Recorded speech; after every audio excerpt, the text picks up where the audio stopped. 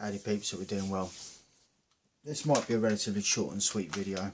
I've got the best part of 20 minutes worth of video recording time, so I guess we'll kind of see how it goes. I've had an interesting couple of weeks. It's ups as it's downs. And I suppose this is, a video for those of you that might be on a similar sort of level to myself. Whereas you're going in and out of phases as to what you think you should be doing in life as opposed to what you're actually doing in life. Now, a lot of this comes with the, I suppose, the social construct, and in some cases the social stigma of, well, you're in your, I don't know, early 30s, mid 30s, you should be having family and stuff like that, settling down, having kids. And there's a lot of us guys out there who I think we really appreciate that lifestyle. We do. But we've seen the other side of what happens when things don't work out according to the sort of plan that you might have had. I think that the sort of long-term goals that a lot of guys have in having a family with one or two kids or whatever the case may be, and I suppose to put it in the words of Trainspotting, choosing life, right? Choose your three-piece suite, choose matching luggage, shit like that, right? It sounds very nice on the surface, but realistically, you know what, finding anyone worth their salt these days is difficult. And look, I'm not just talking in terms of, someone to have a intimate romantic relationship with. I even mean just on the basic level of a decent friend, a decent human being. I've found that to be really difficult over the years, and it's, if I'm honest, I've found it's become more difficult. There's a lot more people out there with a very superficial mindset, whereas they're very fleeting with their friends. And I suppose some people could possibly say that about me, because I've moved around a lot. I've had a relatively nomadic lifestyle over the years. I've never stayed in one place for too long. It comes down to weighing up my options as to what is there for me. What is the environment like for me, the social environment, more than anything. And a lot of the time, if there's nothing there for me, I'll move on to somewhere else, closer to friends or family. It just sort of makes sense. You need to have a close knit of people around you that, they're there for you. But at the same time, it's also like respecting the fact that other people have their own lives too. Like a lot of my friends, more so now, a lot of them now have families. They've all got kids, missuses, all that sort of a thing, right?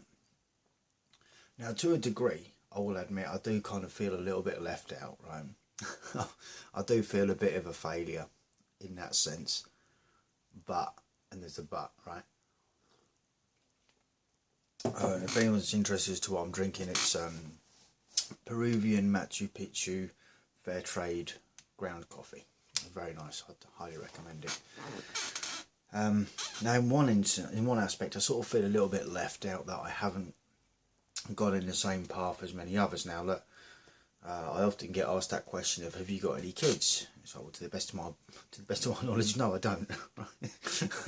Because no one's ever sort of come forward and said, oh, by the way. And if they did at this point, I think I'd tell them to fuck off anyway. I'd be like, you're going to withhold my kid from me for all these years, and then all of a sudden you're going to turn up on my doorstep. It doesn't work like that. That shit does not work for me, Not that I think that would happen anyway, but fuck it. Anywho. So I found myself back on the dating apps, right? and you all know my thoughts on dating apps. You know, there's slim chance to, I think maybe just a slim chance, I'll just keep it at that, to actually finding someone that is actually compatible with your lifestyle and compatible with your ethics and your morals, right? That does seem to, I mean, as far as dating apps go, for someone like me, look, I won't try and paint anything as to what it isn't, right? I openly say, this is who I am, this is my lifestyle. I ride motorcycles, that's part of my life. I drive cars, that's part of my life. I spend a lot of time at work like everyone else, that is part of my life. Then you could argue for the habits. Smoking, I think that's probably my biggest vice. I don't drink a great deal, but then on the sort of other hand, the majority of the profiles that I see out there, all these girls like a drink, which is all well and good, you know, they're entitled to that. But I also know the problems that come with drunk women, right? Whether it's the stupid, irrelevant arguments, whether it's the constant nagging that they don't just drop something, they have to carry on and carry on and carry on.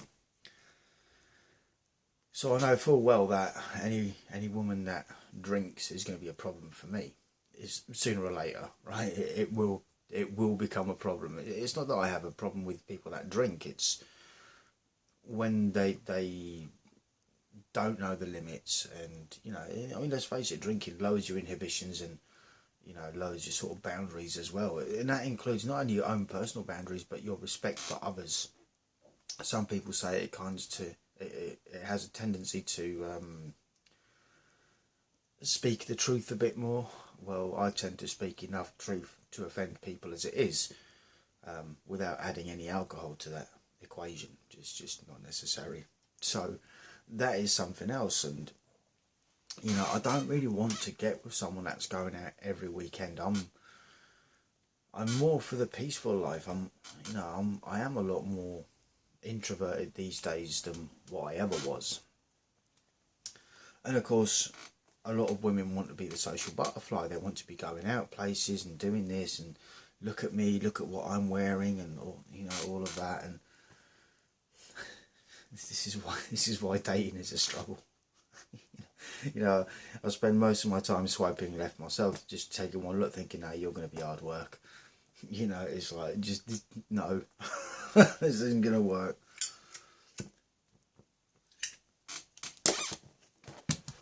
But at the same, there goes the liar. But at the same, it doesn't sort of take away that thing of like, well, I do feel like I should be, you know, doing something a bit more productive with my life, you know, in terms of family relationships and that sort of a thing. But how can you, when the odds are stacked against you anyway? And you know, I'm just talking in dating, right? Look at the realism. 80% of women on dating apps have already said that the majority of the guys that they see on the dating apps, as far as they're concerned, in looks, they're below average. So what hope is, you know what I mean? What hope is, let's just put it out there, a bald bearded biker got that's under 6 foot, right? What chance have you got? Slim to none. Realistically, slim to none. You know. But it kind of is what it is. I suppose it's sort of funny as well, because having re-signed myself back up to a dating app, I suppose this is more of it's going to sound wrong, a D-log, a dating log, right? Not any other kind of D. I'm just sort of saying that.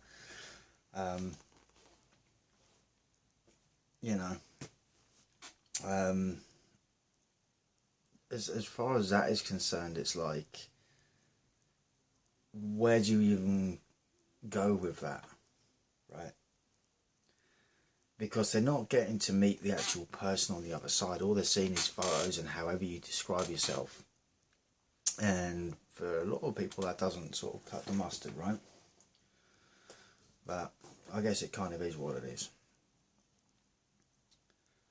Now, does that frustrate me? I suppose to a degree it kind of does, but then I'm equally to blame because I'm also the type that just swipes left because they like a drink, or, you know, if they even appear to be. And I think this is, you know, because I've spoken about living with people with personality disorders and stuff like that. I think this has had an effect on my view of a lot of women.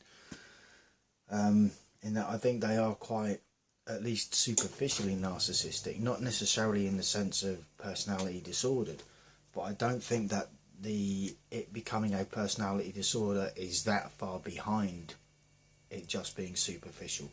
I think that's something that the ego actually picks up on and builds upon. You know, that's when you end up with the entitled princess syndrome. But I'm not taking away the fact that it probably, you know, where that is the case, that it is something that happened in their childhood. You know, from observation, I see a lot of the patterns of a child in a lot of the. I'm talking behavioural patterns if they don't get their way, or if it's something they don't want to deal with. And I'm talking about fully grown adults here reverting to childhood patterns of behaviour. And whereas they'll just throw their hands up in the air and be like, oh, I don't know, I don't want to do it, or whatever. And, you know, it comes down to that. So I don't want to be in a relationship with someone where I'm having to raise them to be an adult. And let's face it, if you're trying to do that when they're in their adult life, it's an uphill battle anyway, and you're probably going to lose. You know, that is who that person is, and, you know, there's no changing it. Once they've taken these traits from childhood to adulthood, there's no getting rid of them a lot of the time. I mean, you can call them out on their crap every step of the way, but ultimately it's going to cause you a headache. Right? You're going to be the bad guy for calling them out, because that's how it works. Well, it's not how it works, it's how they think it works, but, you know. And I can't be dealing with trying to teach an adult how to be an adult, you know, a lot of the time. And I think with the way society has been regarding the inequalities between men and women, I think this is why so many of them have the attitude that they've got. That is my sort of takeaway from our social life between men and women now. That is where it's at. They've been so spoilt rotten, they've had a lot of things. That's not to say that bad things haven't happened to a lot of women. Sure it has. But there's been more good in terms of societally that has been done for them than the bad. But fucking is what it is, isn't it? So yeah, so I suppose with that I'm going to wrap this video up. This weekend I intend on going out on my motorcycle. I lost a friend, a guy that I worked with a few years ago for quite a while. I lost him. Well, we all lost him, I suppose, not just a personal thing to me. Yeah, due to a motorcycle accident. So yeah, it really gets you pondering life when things like that happen. You know, when it's someone close to you, someone that you've worked with, or someone that you know, in that sort of a sense. You know, you've got that. That I suppose not necessarily brotherhood like that, but you know, you've got something in common. We were both bikers, right? And yeah, something like that happens, it really puts things into perspective. And I think that is why I've been going through what I've been going through recently. You know, he was a lot younger than me. He had a lot going for him, and here we are. You know, it's just in a flash, all that was taken from him and from the people in his life. So, anywho, thank you all for watching and listening. It is much appreciated. If you guys have got any thoughts, comments or opinions, anything that I've said, feel free to jot them down. As always, it's much appreciated. I hope you enjoy the weekend, and I hope you're all doing well. Until the next one, stay cool, stay free. Peace out.